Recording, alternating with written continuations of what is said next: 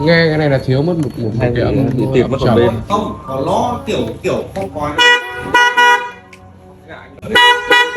Đi đường trường Nhưng mà cái này là còi này là anh đã thay rồi đúng không? con này có đen xô rồi, mình thay nguyên bản rồi. Subaru này là còi nguyên bản, còi đĩa, anh khách đã thay sang đôi còi sên.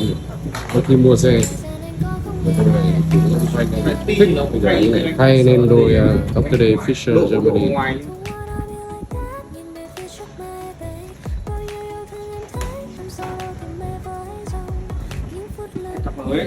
Đây chiếc còi cũ của áo tay. Bên này này.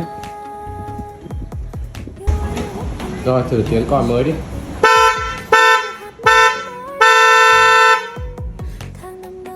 Một tiếng còi dài được không?